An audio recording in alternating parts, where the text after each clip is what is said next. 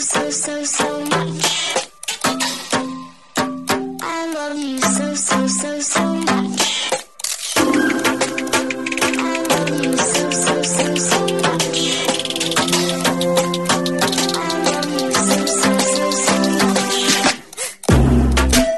Hello, all you positive heads out there. Thanks for tuning your beautiful brainwaves into another episode of the Positive Head Podcast, where we are firmly convinced that creating success and happiness is rooted in understanding the ultimate nature of reality and the fact that as human beings, we are all immensely powerful fractals of the one and only source consciousness, which creates and animates all things.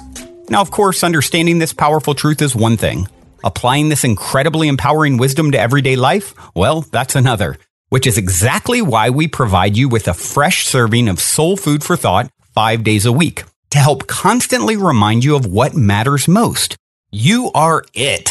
And I'm your host, Brandon Beecham. I'm the reflection and extension of you who will be here each Wednesday interviewing a different consciousness changemaker.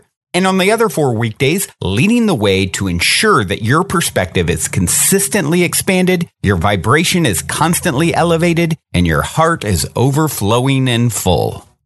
Also, before we jump into today's episode, I'd like to take a moment to tell you about a few sponsors that not only help to make it possible to produce this show 5 days a week, but that I'm also genuinely passionate about promoting. Especially since they're helping to fund all the cool projects we have in the works, such as the Positive Head app, the docuseries that I'm intending to begin shooting within the next year, and whatever else we dream up over here at Positive Headquarters to help spread consciousness across the planet.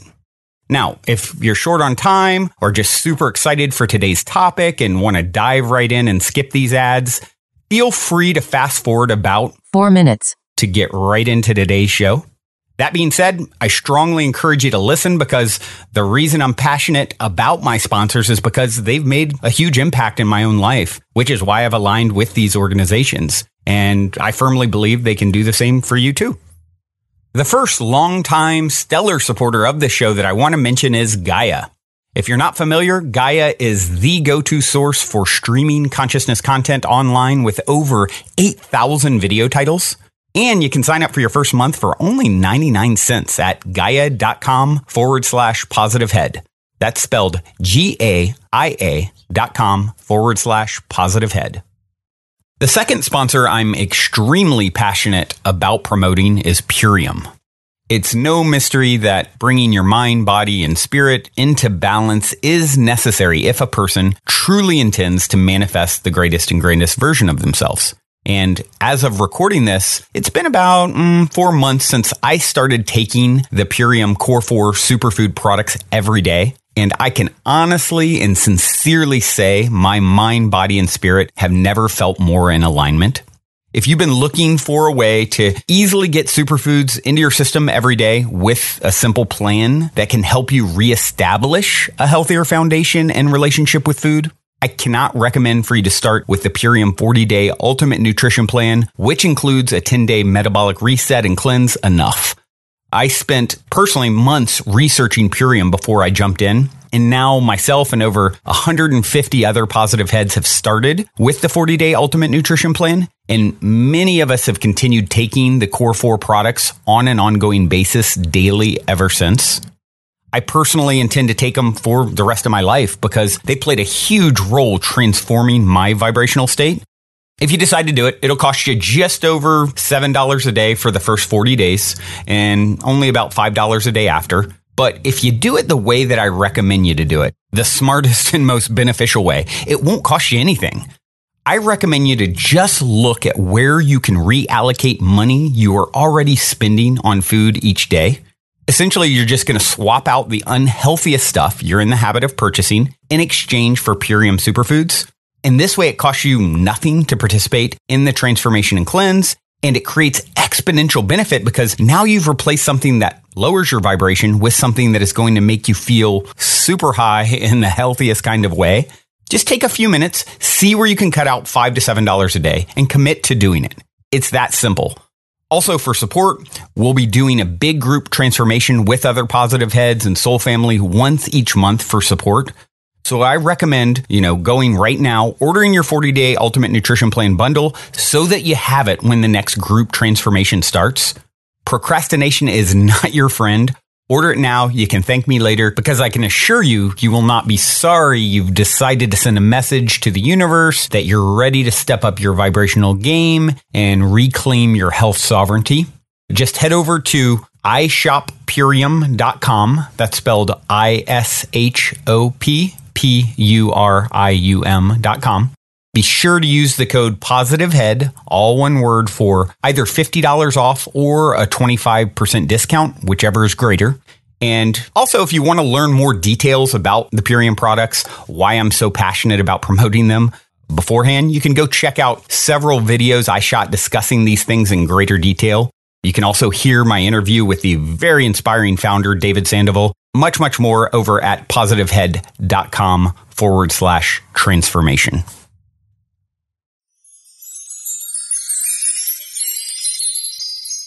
All right, all you positive heads. For this week's powwow episode, I'm feeling quite joyful because I have Ingrid Fetell Lee here with me on the show.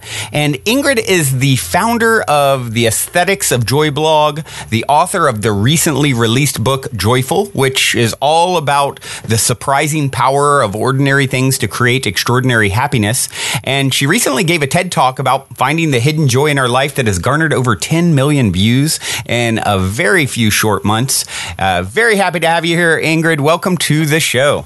Thank you so much for having me.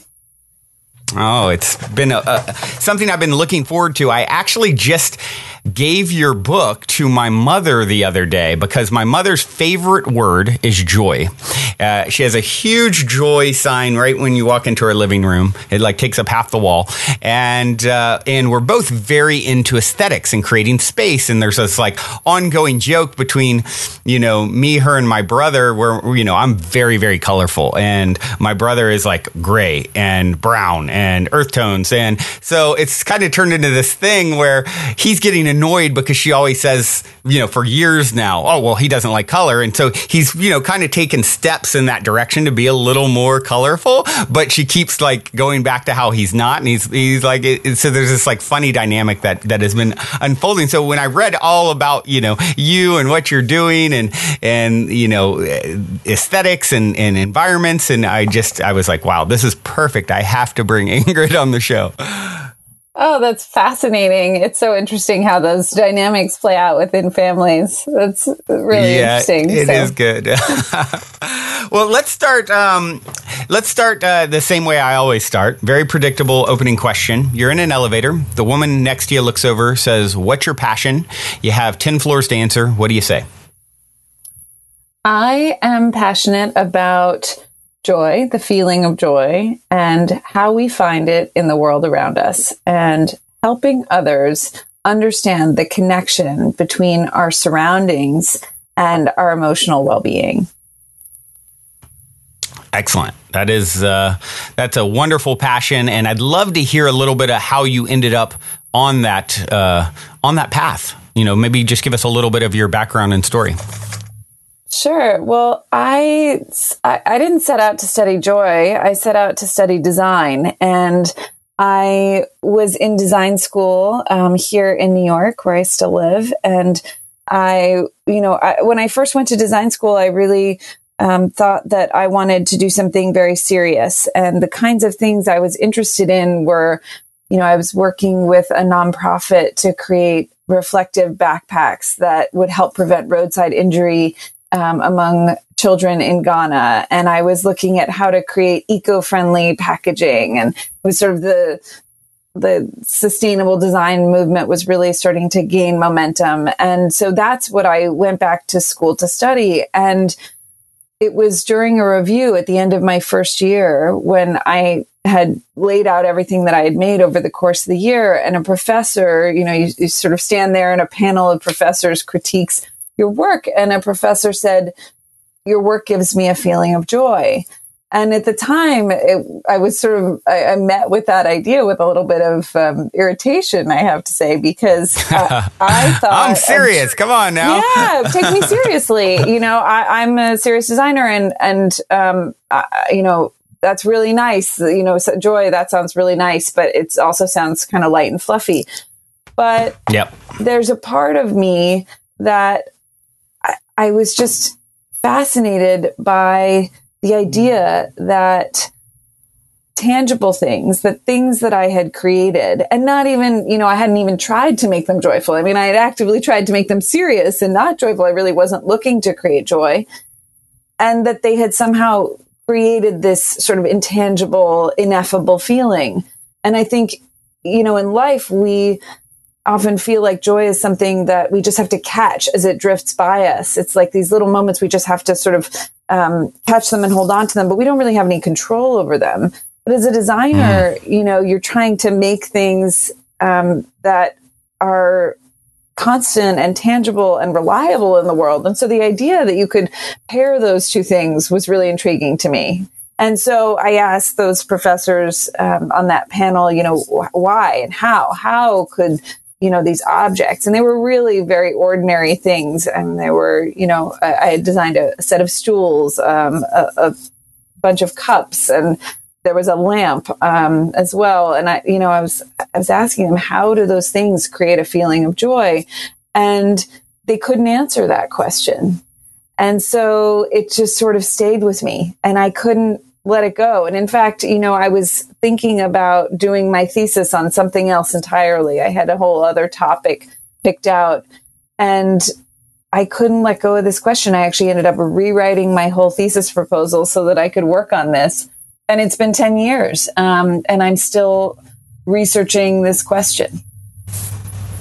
Wow. And it has taken you on quite a journey. Isn't it fascinating how that, life's what happens when our plans don't work out, I like to say. And to me, it's fascinating that one statement and that one moment could lead you down the path that, now you have this wonderful book, and everything is led to from that moment. It's just such a fascinating thing when we look back in hindsight to see how those key moments in our life sort of shape the direction we go, isn't it? It's so true. And it's such a gift. And, what's funny is looking way back, I can see that there were people, early in my life who set the stage for this, and that this idea, it makes sense for me to pursue this. But at the time, right. It didn't. So, yeah, it's funny how the things that I think we have questions within us. And I think sometimes the world meets us with those, with a stimulus that sort of brings those questions up to the surface. And if we're open to it and we're willing to follow the questions, then they take us to some remarkable places. Absolutely. I think that's a wonderful point is, if you look back on your life, I can look back on my life and see how certain jobs, how certain, experiences all led to the things that I'm doing now. Certain moments I can remember overhearing a conversation with speaking of my mother and her best friend when I was like 5 years old that planted a seed in me. I was just like spying on their conversation, and that, sort of, led to a lot of this sort of work or the, I guess the confidence that I could do this sort of work and be successful at it. And, it's really an interesting thing to understand about your life, and especially where challenges are concerned, that, you're being given the tools and the seeds are being planted along the way to sort of, sharpen your axe so that you can be ready to wrap your arms around your destiny, if you will. Yeah, 100% true. I mean, I think back to, there are two people who were really formative, I think, early on. And one was my grandmother, who really had an appreciation for the aesthetic and surrounded herself with beauty and with, color and vibrancy and flowers and all of these things. And so much of the time that we would spend together, I used to go down and stay with my grandparents for a month every summer. And it was, I would go to summer camp too, but I had like the summer camp with the kids. And then I had this month of just pure bliss with my grandparents where we just made things. We would go to the craft store and we would get oil paints and paint, we would make patchwork quilts, we would make all kinds of things. And she taught me how to sew, and she taught me how to use my hands to create things of beauty in the world. And I think that was the first place that I began to understand that connection between our surroundings and our joy. And then the other was my neighbor across the street, who was a children's book author, an incredible children's book author, and I write about her in Joyful, Jean Craighead George, and she wrote these wonderful books about children being really independent. And one of her books was called My Side of the Mountain, and it's a pretty well-known and celebrated children's book. And it involves a boy going out into the woods by himself, running away from his city life and sort of making a life in a hollowed out hemlock tree in the forest. And it's just this wonderful, childhood fantasy of being out in nature and living off the land. And Jean was someone who, she just nurtured curiosity about the world around us. And, so I used to bring her, if I found a nest of baby birds that had fallen out of a tree, I would bring it to Jean, and she would help me figure out what to do. If I managed to catch a frog in the swimming pool, I would bring it to her, and we would, rehabilitate it together. So I had, my grandmother, who really nurtured my understanding of design and creativity and the connection to joy. And then I had Jean, who really did the same thing around the natural world. And I think those two were really formative, but I never really connected the dots until much later when I was in design school and had this experience. Yeah, it's that's a great example of you being sort of given the tools, right? They were laid upon your path that you happen to have this person as your neighbor. And it's a wonderful example. And, talking about the aesthetics of space, as I mentioned at the top of the show, I absolutely just, much like my mother, take after in that way. People would always say, oh, you should be an interior designer to her when I was a child, and now I'm the same way. I absolutely just get the biggest kick out of creating space. And, even the studio I'm in now, I wish I could show the picture of it. I mean, it is the most vibrant room you've probably ever seen. There's a lot of visionary art and tapestries and sort of psychedelic, vibes. And people come into it, though. When people come into the studio, I mean, just within the last few days, someone was here and he's like, oh, wow, the energy here just is so amazing. And they don't want to leave it. I just need to sit here for a little while. And I think that goes, you get even beyond the physical aesthetics of it into what's happening energetically in a space, and this idea that we're leaving, the love that is cultivated in a place, or, in this case, I'm doing this work out of this space for several years. I believe it's felt in that space. It's why people kind of come in and have this sort of, a little bit of like taken back and awe when they're in the space. And it's all just very, very fascinating to consider. And of course, we're going to dig into that. And I know in your book, Joyful, you talk about the 10 aesthetics of joy and energy being right up there as one of them. So maybe it would be a good time to dig into that. Sure. And maybe I'll just take a step back quickly and talk a little bit about how I got to this idea of aesthetics of joy. Please. And that there are 10. So after that fateful review, I did a few things. I mean, one was I started to look into, the nature of joy and what joy is. And then the other piece was actually to try to understand where joy comes from. And I did this in a very simple way. I went out and I just started talking to people, and I started asking people about the things and places that brought them joy.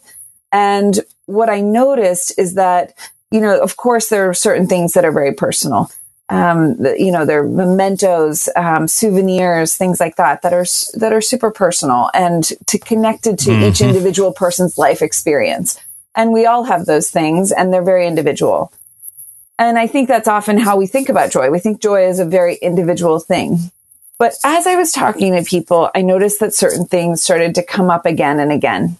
And these were things that obviously were not individual, because I was hearing them from many different kinds of people. And they were things like cherry blossoms and tree houses and bubbles and being on the beach in the summer, and they were things like googly eyes. That googly eyes seem to bring people a sense of joy, and rainbows, and even rainbow sprinkles. So they were things that were very big and natural and vast, and they were things that were very small and almost seemingly frivolous or trivial. And they sort of ran that gamut. And as I started to look at those things, first of all, I thought there was something really hopeful about this, because, we live in this world that seems to be at times very invested in our differences and in reminding us about what is, the things that divide us, and, that we are left brain or right brain, that we're introvert or extrovert. And all of those distinctions can be helpful in knowing ourselves better and understanding our own uniqueness. But I think sometimes they also, they lead us to forget that underneath it all, we are fundamentally all human. And there's something the same within us. And so to see these universals, these sort of universal joys that cut across lines of age and gender and ethnicity, it made me feel like, there's something so powerful in the fact that we can find joy. We all can find joy in some of the same things. And that, even babies everywhere will smile at bubbles, and it doesn't matter where they are or where they come from. And so there's something innate within us, the capacity to find joy. And the thought of that makes me smile instantly. Seeing a baby smile at a bubble is like just the most joyous thing. Exactly. And so there's something innate within us that has this capacity for joy. And there are certain things in the world that are capable of triggering that no matter where we go. And so for me as a designer, I wanted to understand what those things are and why they create that feeling within us. And so I put pictures of them up on my wall. It was, we're talking 10 years ago, so there was no Pinterest. So this was like analog Pinterest. I put it on my wall, just like Pinterest, but before Pinterest. And I started to to try to make sense of it, to try to understand what would, if there were commonalities between these things, what would they be? And that is what became the aesthetics of joy. As I started to see patterns in these things. So one of the first things I noticed was that many of the things on my wall were round. And if you look at childhood is full of round shapes, hula hoops, bouncy balls and beach balls and balloons and bubbles and marbles and also, the merry-go-round and the carousel. Spinning tops. Yeah. They're all these round shapes. And why? Why are there so many round shapes? And so, so I started finding patterns like this. Bright color was another one of these patterns. A sense of lightness or elevation, a sense of abundance and multiplicity. So I started to notice all these patterns and start to trace them back and try to understand why these things would bring us joy and how the brain actually responds to these things. So what was really important to me was to do this in an evidence-based way and to understand, my professors were coming at it from an intuitive place. And there's a lot of value in feeling your way towards something. And design really relies heavily on that. But what I wanted to do was inform that intuition and actually put some scientific rigor behind why these things created this feeling within us. So that sort of gets us to the 10 aesthetics. And you were asking specifically about energy, which is the first aesthetic and in some ways the most foundational. And so what I found as I was looking at bright color, of course, I think is like if you wanted to sort of tell the story of joy visually, aesthetically, I think color is the place that most people start. And so it's sort of a sensible beginning. And if you look at festivals around the world, it doesn't, they're all different cultural norms and ways of decorating. But at the end of the day, there's always bright color. I mean, you can sort of imagine like a joyous festival somewhere and then turning all the decorations black and gray. And it doesn't really have the same effect, does it? No. Santa Claus in gray just doesn't quite do it. Exactly. So there's something about color which has a certain effect on us. And so as I started to try to understand why would we have a universal attraction to bright color, and research shows that we do, that the attraction to brightness in particular, it's not any particular hue, not any particular shade of color. It's specifically the brightness of the color, and that this is universal, and that actually children in their drawings tend to use bright colors to represent happy scenes. And when the scenes are sad, they tend to use gray and brown. And black. And so this is this is something that is sort of in us, this tendency. And of course it can be modulated by culture, but fundamentally we do have this innate sense that brightness is joyful and darkness is maybe, more connected to anxiety or sadness. And so trying to understand why we would have this association, one of the things that I came across was research related to the evolution of our color vision. And, one of the theories behind that evolution is that our color vision evolved to help our primate ancestors find ripe fruit and young leaves, not just fruit, but young leaves, because young leaves often have more red pigments in them. If you notice, as leaves are just sort of coming out, they often have little flecks of red in them because the chlorophyll hasn't masked those red pigments. And those red pigments are particularly nutritious. And so finding ripe fruits and young leaves in the treetop canopy, and that joy being a part of our reward and motivational system is one of the things that evolved to help us find those sources of nourishment. And so when we find something that's colorful, there's a sort of very ancient part of our wiring that celebrates, because it feels like we found a source of energy. And so that's why that became the energy aesthetic, because color is a sign of energy. And generally stark places that are rich in life, have lots of vibrant color, greens and all different. It starts with green, of course, because that's the color of plant life, and then a number of other colors. And places that are that are not so rich in energy sources and in sources of sustenance and nourishment generally do not have that level of brightness. And so that's sort of where all of this began. Interesting. Yeah, that makes a whole lot of sense. All right. Well, now seems like a good moment to take a quick minute to tell those of you who aren't familiar a bit about our sponsor, Gaia. I've been a big fan of Gaia for many years now, which is why they're the only content provider I've ever reached out to in regards to potentially supporting this podcast. So needless to say, I'm very excited they're now supporting the show. Gaia truly is my personal go-to source for streaming consciousness content on the web. They have an incredible 7,000 plus exclusive videos covering 5,000 years of wisdom. Just to give you an example, on the show Missing Links, the incredible researcher Greg Braden explores all the biggest questions concerning who we are, where we come from, where we're going, by connecting the missing links between science and spirituality to complete our understanding of humanity's history and to better understand the interconnectedness of all things. Awesome, right? And that's just one example. As you guys constantly hear me say, it's a daily conscious effort to maintain an elevated vibration. And if you're looking to go deep down the rabbit hole to do so, then Gaia is the best place I know of to do it, period.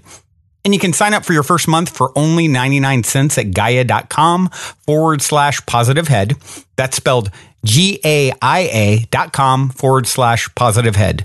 Check it out.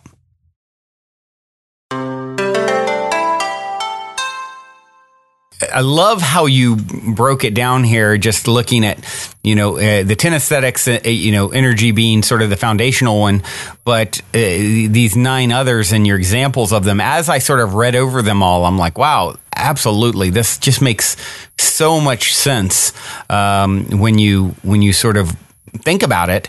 And it's one of those things that I think what's great about the work that you're doing is bringing this to the surface for people to really, as opposed to this being like a unconscious or subconscious thing that we're drawn to really be aware of these aesthetics and then how we can more proactively cultivate them. So, Yes. talking about energy, it's like in bright colors, it's like, okay, well, it makes there's actually some reason to the rhyme. My mother giving my brother a hard time about not injecting more color into his world. Like, it's there's some logic and reasoning there, and I'd love to, maybe it'd be a good time to give some insight into some of the other aesthetics and how we relate those to our worlds. Yeah, and actually, I just wanted to follow up on that, your point about how we bring it in intentionally, because what I didn't say is that, so sort of the next step,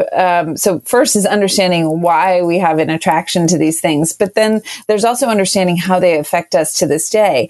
And there's really interesting research on color, bright color in workplaces that shows that people working in more colorful work environments, so your studio being an example of this, are more alert, they're more friendly, right. They're more confident, and they're more joyful than people working in drab spaces. And there's lots of research also on light and bright light and how bright light affects us. That, among nurses working on acute care wards, research has shown that nurses laugh more frequently when they're on a brighter, sunnier ward than on a dimmer ward without as much natural light. So these aesthetics, our response to them is unconscious, but they affect us to this day.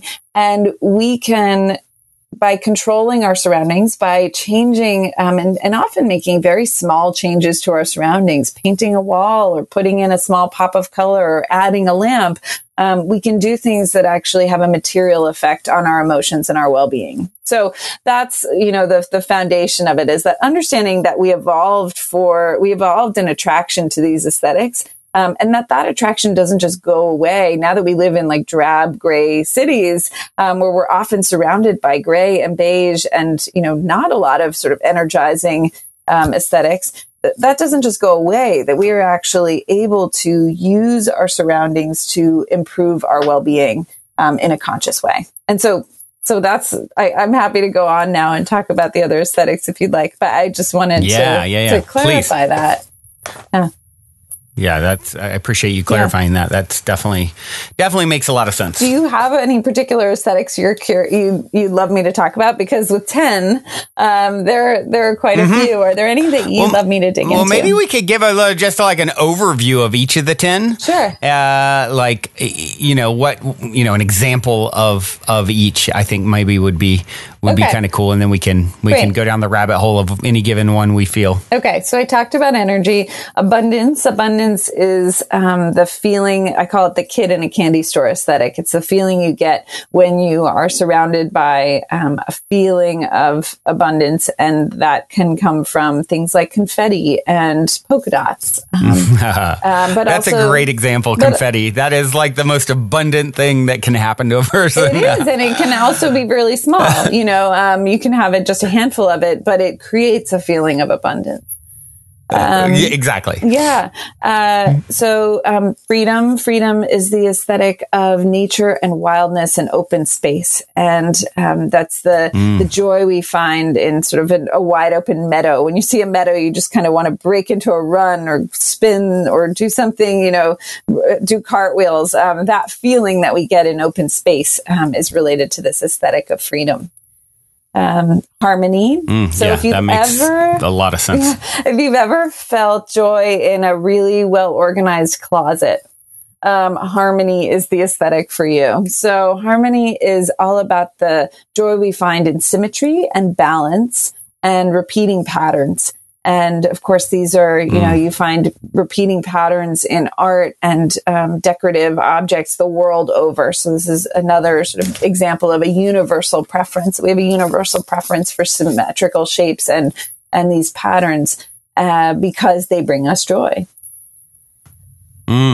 So interesting. The next one's play. I talked before about round shapes and the round shapes of childhood, and play is all about our attraction to roundness. And round things are the most playful of shapes, and the reason is that they're, of course, the safest shapes, so they don't risk injury, and we're attracted to things that feel safe.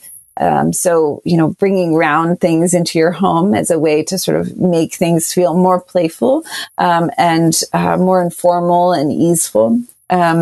Round things are also, they can be used in the greatest variety of ways. So if you take a ball, for example, it can be spun, it can be rolled, it can be thrown, it can be kicked, and it moves in sort of unpredictable ways that make a game really enjoyable.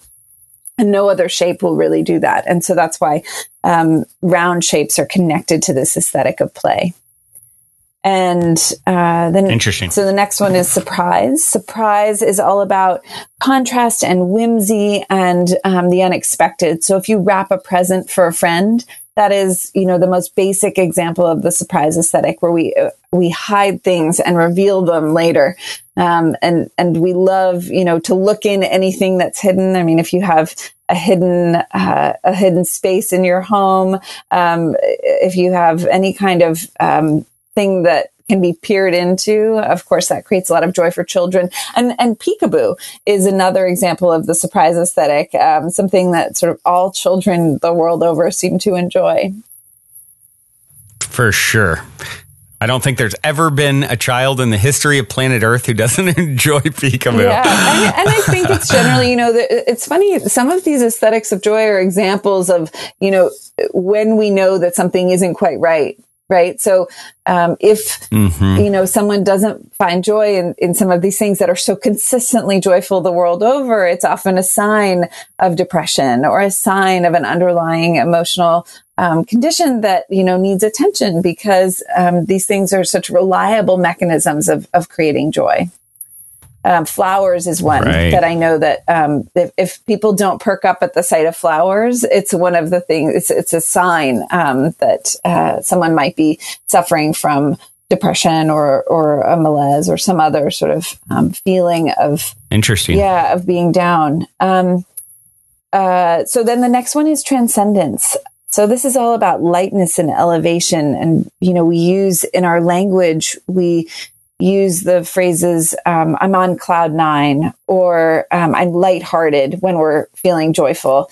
And we'll say, I'm feeling down, or I'm heavy hearted when we're sad. And so there's a vertical spectrum to our emotions. And I think that this has to do in large part with gravity, that when we feel pulled down in life, that often has to do with, being in ill health or being, or lacking energy or feeling unable to sort of go about our daily activities. Whereas when we are, up, energetically and physically, that generally means that we are feeling healthy and well and capable. And so of course we find a lot of joy in things that float and fly. So hot air balloons or butterflies or just gazing up at the clouds. These are all manifestations of the transcendence aesthetic. And then, interesting. And then magic is the one that you mentioned a little bit earlier. Magic is the aesthetic of things that we can't quite put our fingers on. So the light shattered through a prism, or fireflies winking in the dark sky, or the aurora borealis. All of these are things that we understand cognitively. We know exactly what's happening there, or even just magnetism. The way that a magnet clings to your refrigerator is kind of magical. It's all about invisible forces and how those invisible forces and energies appear in the physical world. The wind in a sail or a kite is another example of that. So we don't see the wind, but we do see the movements of the sail, and that creates an effect that feels magical. Right. And magic is really connected to wonder and to discovery. And so when we feel something is magical, it often ignites our curiosity. Yeah, I noticed with magic too, you made a comparison how some of our foundational, science, such as astronomy or chemistry, for example, you made the comparison how astrology sort of led to astronomy. astrology being much more magical and sort of whimsical, and then alchemy led to chemistry. Yes. Same kind of thing. This idea of changing metals forms, and then that led to chemistry. So I think that's a really interesting how magic, these sort of more magical modalities, led to more hard-based scientific fields of study. Yeah, that blew my mind when I did that research, because one of the things that sort of sparked my curiosity around this was that magic is a thing that as adults we're often pressured to leave behind, and that we feel like we have to, and it's important to have a really clear grasp of, what is a fact and what is real and what is, mythological. But there are of course things that are beyond our understanding. And right. And I think, as children, we're allowed to have more of a sense of magic. And I think that makes the world feel really wondrous. And when we say that everything outside of our understanding is that we can, it's arrogant to say that we could be able to explain everything. And of course, there are new terrains that await our exploration and our curiosity. And so to understand that it was magical speculation about an area of life that then prompted these other discoveries. So the point about astrology that I thought was really interesting was it was the curiosity of astrologers that led to the development of measurement devices that allowed for astronomy to take root, the science of astronomy. So wanting to know more about how these heavenly bodies might be influencing us here on Earth. And those questions still haven't been answered, but they allowed for the development of measurement devices that then allowed for a whole science to emerge. And so the curiosity that comes from magic, the wonder that is ignited, is often the source of our greatest discoveries. That's a powerful realization right there. It is. And the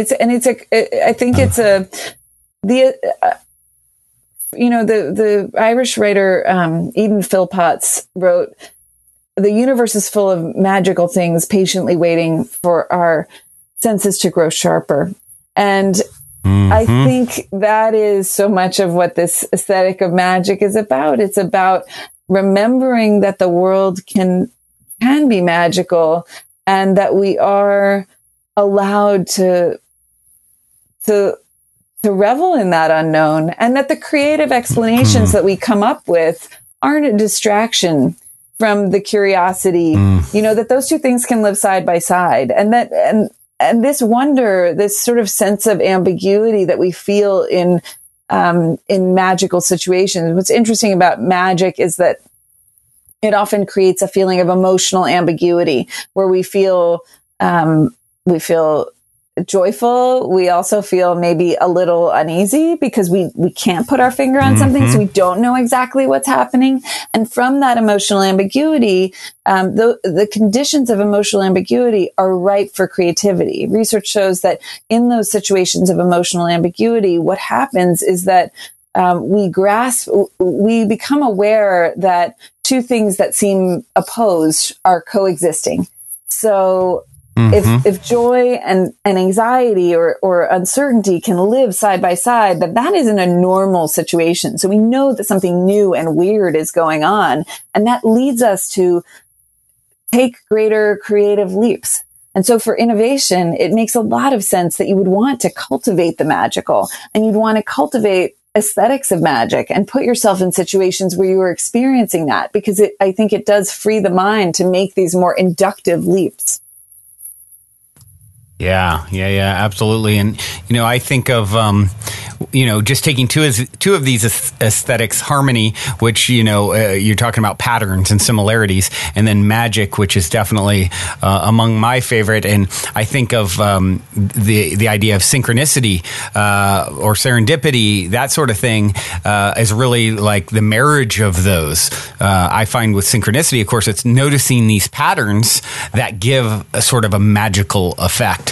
And it's something we talk a lot about on the show. And actually, you're going to share a story, hopefully hopefully here at the end, one of my go-to questions, but that's instantly what kind of comes to mind is synchronicity is a huge one in my own life and a lot of the listeners' lives. And the more energy and wonder and childlike energy I give towards that idea of synchronicity unfolding in our lives, the more happens. I mean, it's literally every day in my life, and then how it plays out with, my connection to listeners.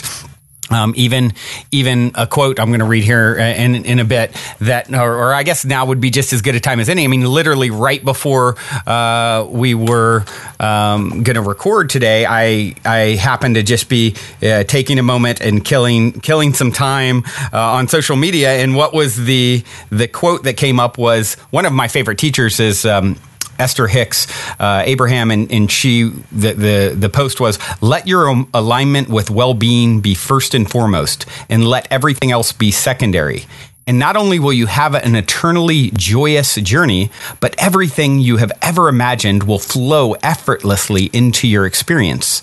There is nothing you cannot be or do or have, but your dominant intent is to be joyful. The doing and the having will come into alignment once you have got that one down."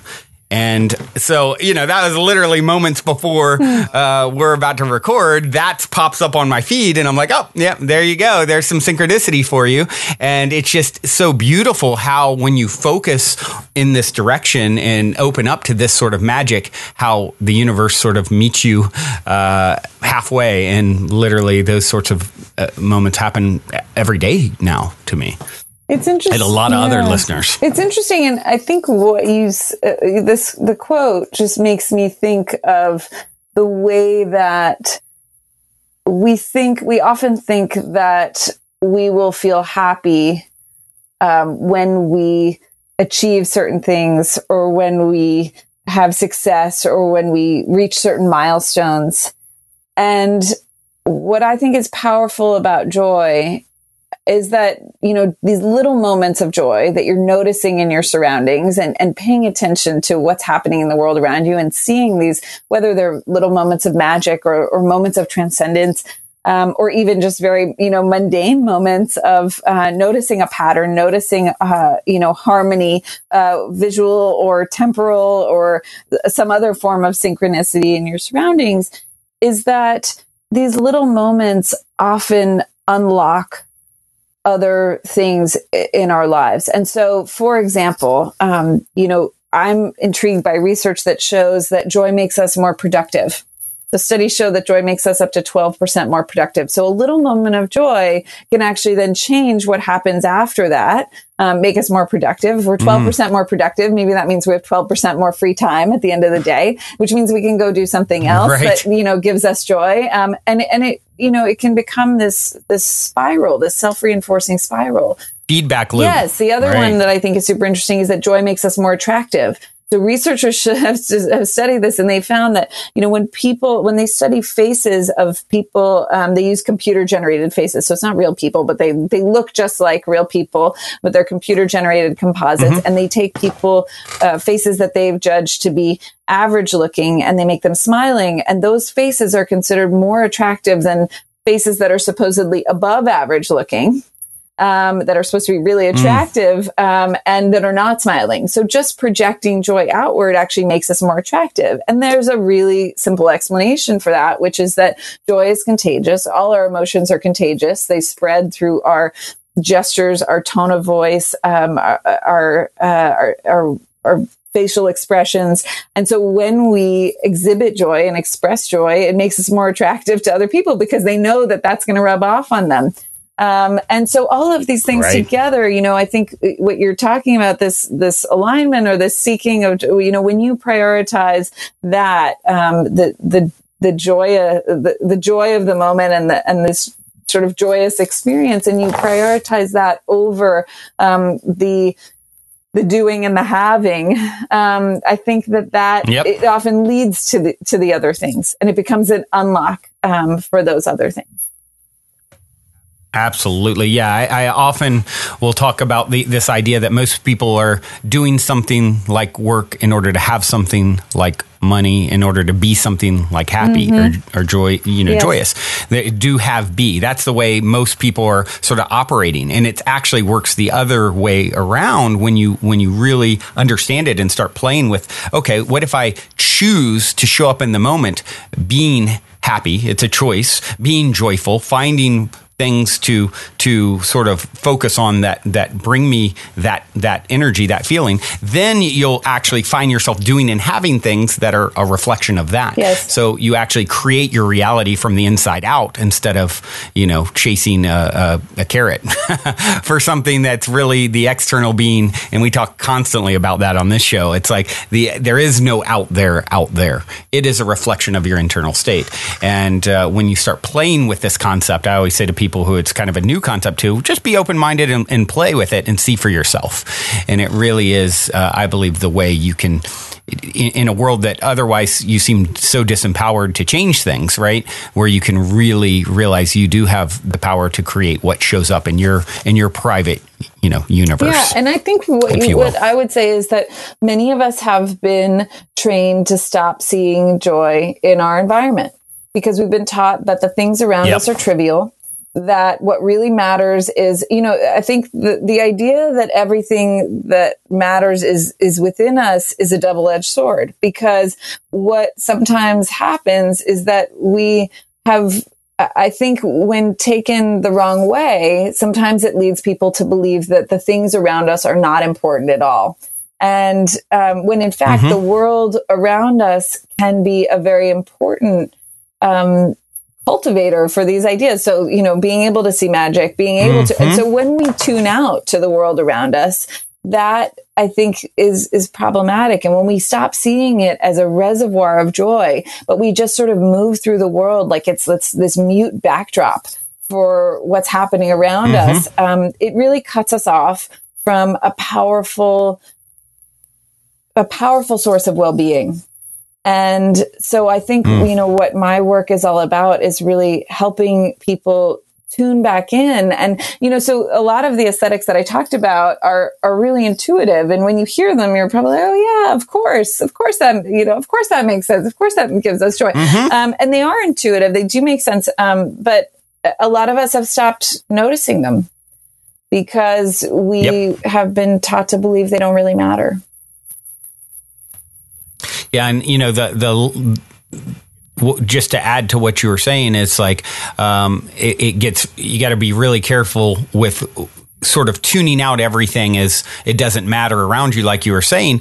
I would suggest really approaching it as, okay, even if I don't like necessarily, I'm not fond of the situation in which I find myself, what's happening, understanding is it is a part of your journey and it is leading you to where you go next. It's like, a skilled sailor was never, was not created by smooth seas, right? As they say. And so sometimes those bumps in the road or the things that you don't like are necessary parts of your journey. And if you can start taking that perspective on any of the things that you're not liking that you see in your environment, and then you bring a sense of acceptance and, okay, yeah, there's probably a moment in the caterpillar's journey to becoming a butterfly that things looked messy. There certainly was. And so, but that was a necessary part of that journey. And if you can bring that moment to, especially when there's something that you're not liking that you're seeing around you, you now completely change the dynamic of your interaction with it. And I believe from there, this, what we resist persists, what we accept, we move through. And now you are on the process to things that are more easy to be joyful about, because you've accepted some of the rougher patches. Yes. And I think, that actually ties into the last aesthetic. We skipped one, but I'm going to skip ahead to the last one. Yeah, I think there's two left, celebration and renewal. I think, but I'm going to talk about renewal because I think it relates to what you're just saying. Renewal is really the aesthetic of growth and blossoming and change and potential. And in renewal, one of the things that I talk about is going in Japan to see the cherries blossom. And this is, a moment, of course, that joy is replicated in many other places, but Japan sort of takes it to the next level. And one of the things that they've done is plant many of the same types of cherry tree all over so that they all blossom open at once. And you have this incredible moment. But what that means is that they're not there all the time. And joy is not there all the time. And I think it's important, we as a culture we often pursue this idea of happiness that will be a fixed idea, and we'll have it and it'll be durable. And once we have it, we've got it. But that's not how happiness is. And so that's why I think it's much easier to focus on joy, because joy is about moments. And even in a hard time, you can always find some moment of joy. You can always find some reason to laugh, or something that can help you, and those little moments of joy increase our resilience.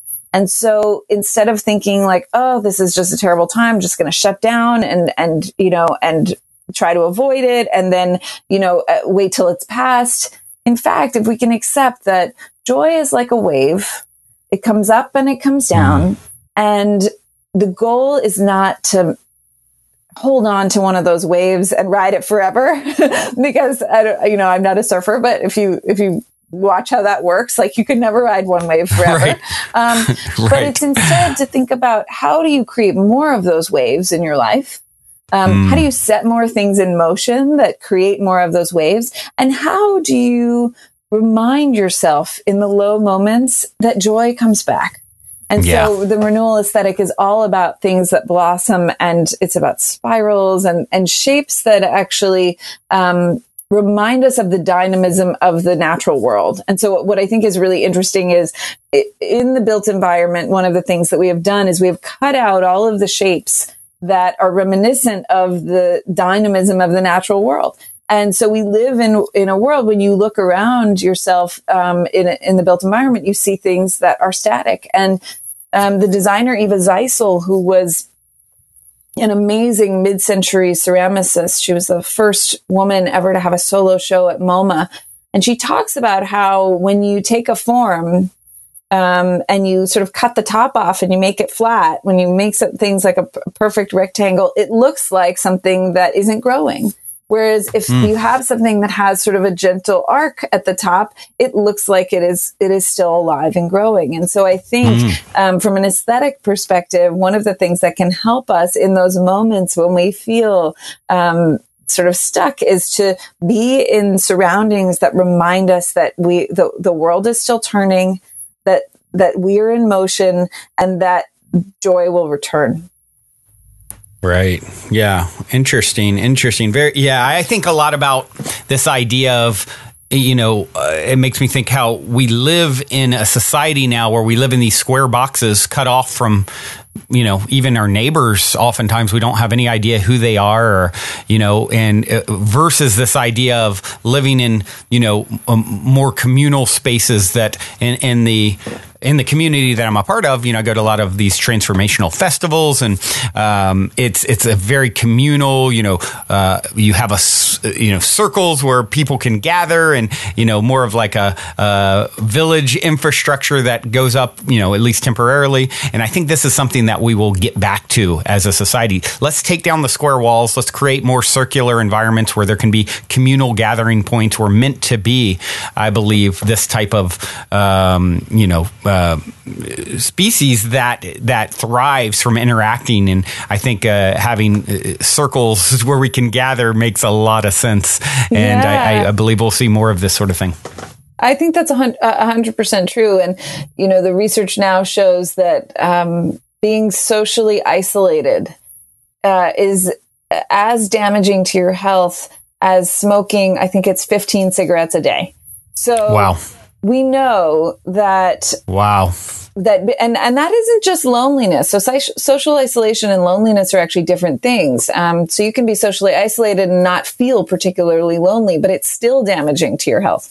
And so the research is really clear on this, that we are a social species. And I think you were just trying to tee up the aesthetic I missed, which is celebration, because celebration is all about communal joy and what happens when we come together in a moment of communal joy, and how our surroundings can enhance that experience. And one of the things that you find when we come together in a moment of joy, I mean, I talked about how joy is contagious and it spreads among people. And some of the ways that we spread joy are through our bodies, but our bodies burst open in a moment of joy. In moments of fear and sadness and anxiety, we collapse and we contract, our bodies contract, but in joy, we expand.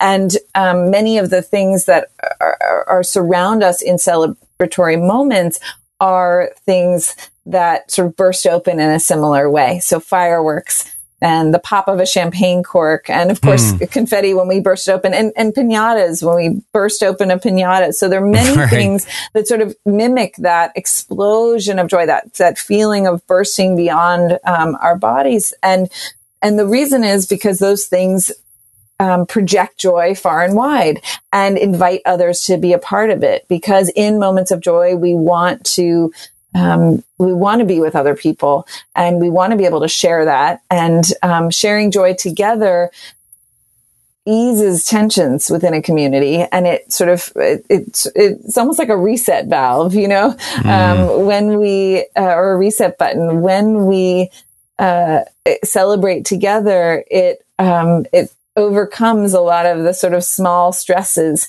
and it resets us to a common sense of identity. Yeah, that's well said. I think of something that occurred to me a few years ago that I really try and focus on is this idea that our aim should be, if you notice a lot of times in your day-to-day actions with coworkers or friends or family, they're like these spontaneous like moments of tension that come up. And I've really tried to make it my aim is, okay, my aim in every interaction is to ease the tension. We will have interactions, and we're all such sensitive beings, such sensitive instruments, really. Right. And if I can be aware that, my aim is to ease the tension in any given situation, and when I'm tuned into that idea and I'm doing it, actually that creates a joyful effect. It's like, oh, I feel really good in the fact that I'm making this person's journey smoother. I see the tension, I can feel it, and my only aim isn't to be right or to show them I'm smart or any of those things. It's to ease the tension in any situation, and that's become kind of a mantra in game that I've been playing that I've really found a lot of joy in. Interesting. I was just reading a study this morning about how small acts of kindness like that, I mean, and whether they're acts or they're just, I'm sure there are acts that result from that or Sure. words of kindness, that they can become really contagious within organizations. And that, the study was interesting. They basically put people who were sort of involved in the experiment. They knew what was going on to go do randomly kind, joyful acts for people, bringing them a free coffee or I can't remember what some of the others were, but they were these little joyful acts. And what happened by the end of the study is not only were people sort of paying the kindness back to the people who had seeded the kindness with them, but they were doing kind acts for other people. And it transformed the whole sense of kindness and joyfulness within the organization. And so these little things, they seem maybe small or insignificant, but they do have a profound effect, not just on the person you're interacting with, but the people that they will then interact with. And that's what's so powerful about this. So ROI, the ripple of impact. Yes. It's beautiful. Well, I can't believe we're getting down to it here already. There's a couple things, Ingrid, that I would like to touch on before as we're kind of winding down here. And one is you took in the book, Joyful, you took people across the globe to sort of explore some of these joyous places. Like one that jumped out to me that I love is in Iceland, where over 58% of people believe in elves. And you went to an Icelandic elf school. And some of these, could you maybe touch on that and any of the others that really jumped out as these joyful playgrounds it seems like you have explored? Sure. I'd love to talk about Iceland because it comes back to the magic aesthetic that we were talking about earlier. And as I was thinking about this, I mentioned that feeling that magic is something you have to put aside I thought was a thing that happened everywhere. And then when I found out that 58% of Icelanders believe in elves, and there's a further percentage that refuse to deny that they won't say that they won't exist. So right. Gotcha. When there's another percentage on top of that. So when you elf when you atheists. look at that, yeah. So when you put that all together, it seemed to me like, okay, well, there's a place in the world where magic is alive and well. And so I went to Iceland, and one of the things I went to an elf school, and I talked to, the proprietor of the elf school, or the headmaster of the elf school, brought in someone who says that he sees elves to sort of talk to us about this. And of course, I didn't see any elves while I was there, but I think what happens when you're in Iceland is that you start to see why and how it might be possible. And I should say that this is a phenomenon that runs so deep in the culture that there actually, there's a group of boulders on one street that has its own house number.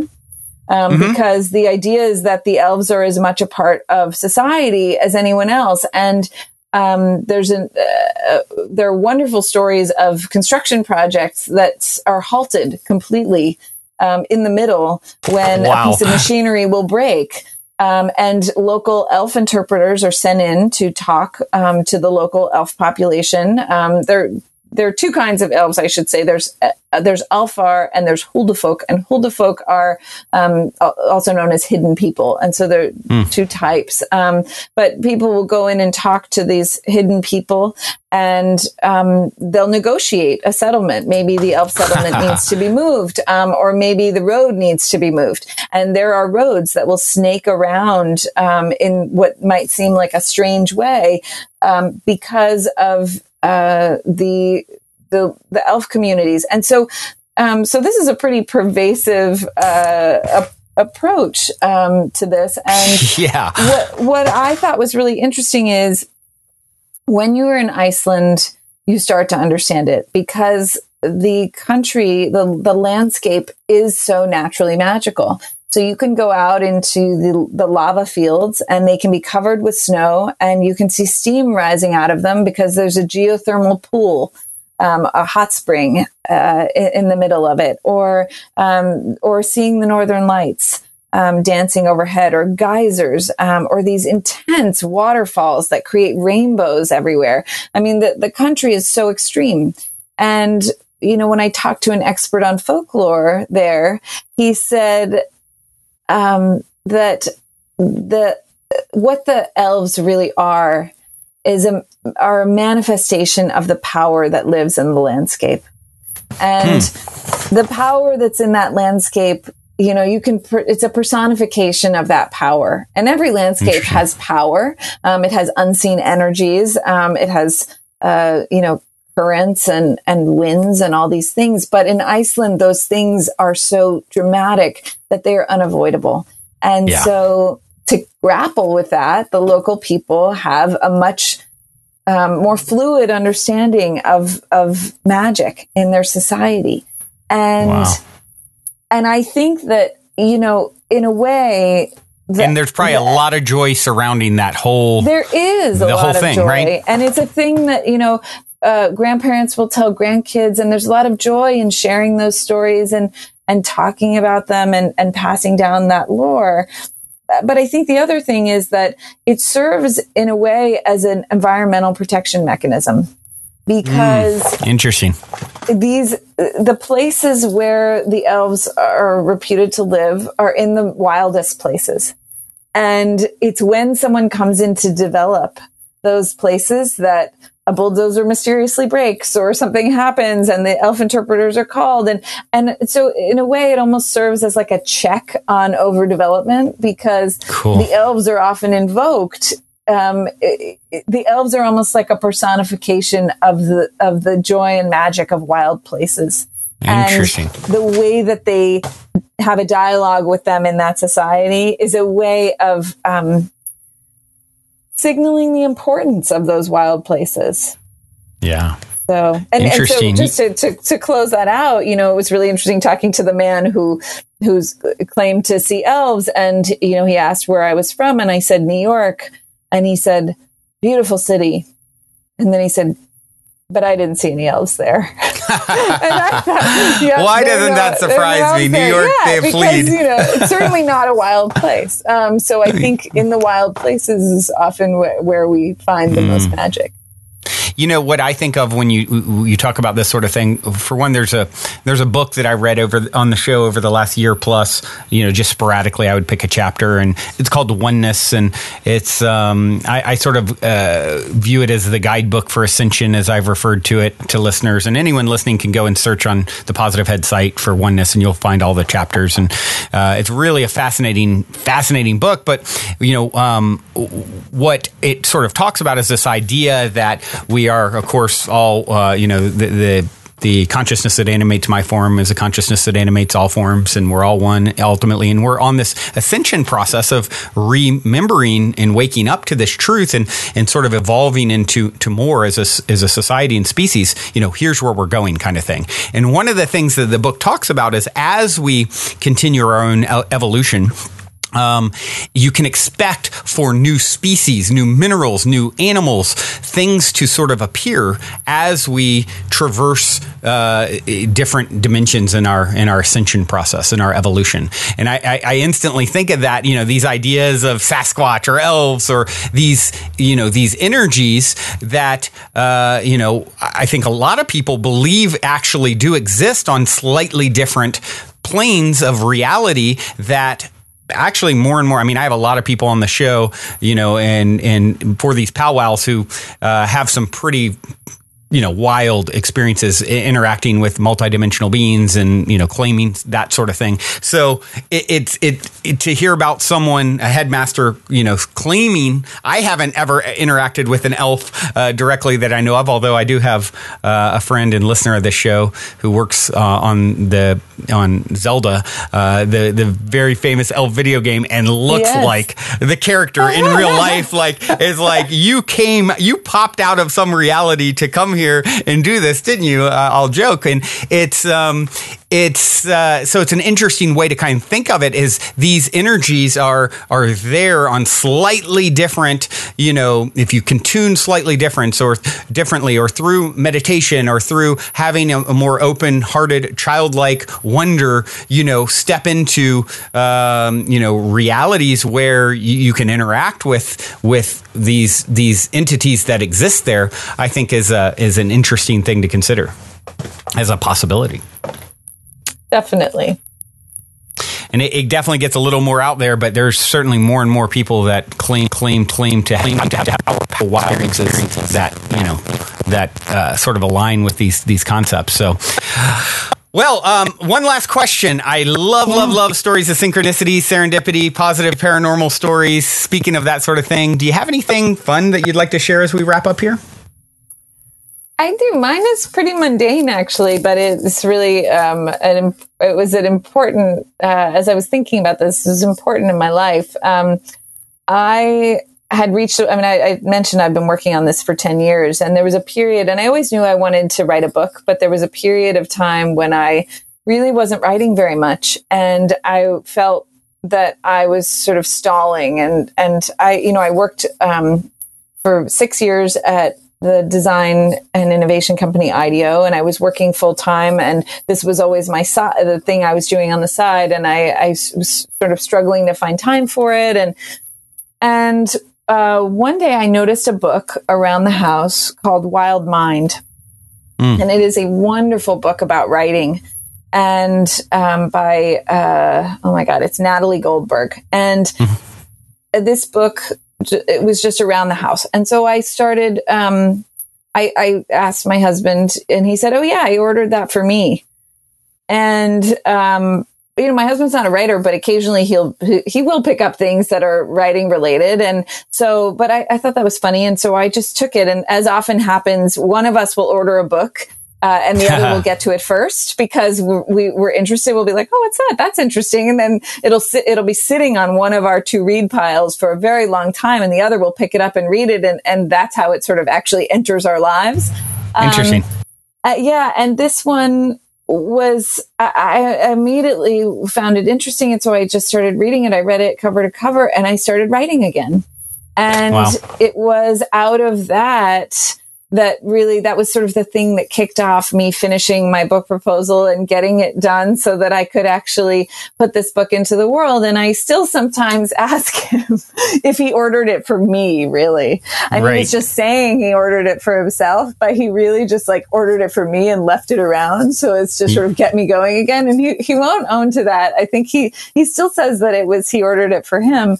But that was one of those moments where a thing came into my life at exactly the right moment. And whether it was a generous act or a spontaneous synchronicity, I'll never know. But it was really joyful for me. Yeah, that's beautiful. How, once again, something so small that he probably did on a whim that day, and who knows what inspired him to do that, Exactly. led to such a ripple of impact in the world, because this is such a powerful, powerful topic. And I'm so happy to see how well it's doing and how far it's reaching. And I know it's definitely been inspiring for me today, and I'm sure other listeners. Before we go here, what is, if people want to continue to follow your work, what's the best way for them to connect? Well, obviously, there's the book, which is a real thing now, which is exciting, joyful. It lives and breathes. And yes, and then aestheticsofjoy.com is my website, and I'm Aesthetics of Joy on Instagram as well, so you can find me there. And would love to hear from you and hear from your listeners and hear what kinds of joy they're finding in everyday life.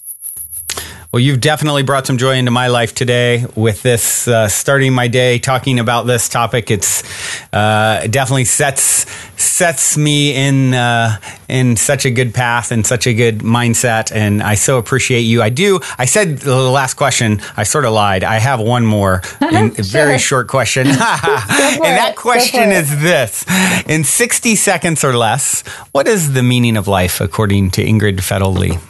Oh, wow. Meaning of life.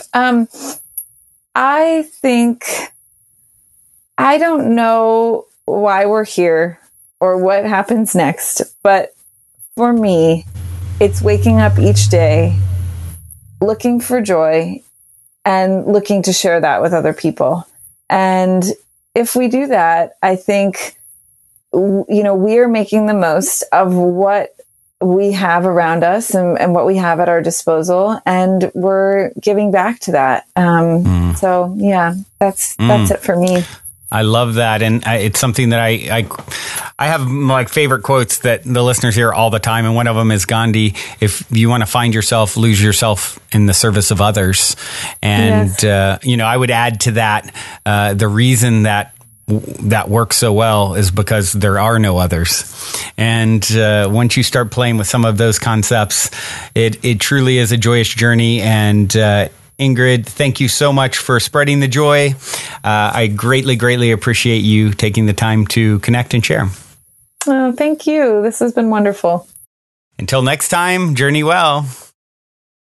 Well, everyone, that concludes this week's interview episode. If you have enjoyed this positive download from our hearts and minds to yours, please take a minute, give us a rating or review on iTunes, since iTunes is the holy grail of all things podcasting. Your good reviews help us to reach more listeners. Also, we would be extremely appreciative if you would tell your friends and family about the show. Our sincere intent with the Positive Head podcast is to spread positivity to the world, because we're selfish, quite honestly.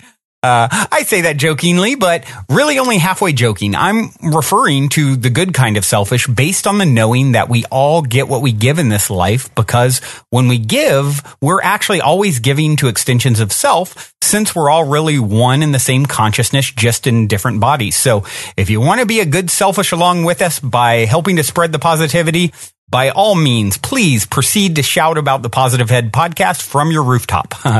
Otherwise, as you continue on your fabulous journey in this 3D reality, be sure to remember this: as long as you ain't dead, you're already positive ahead. Journey well, everyone, and thank you for being.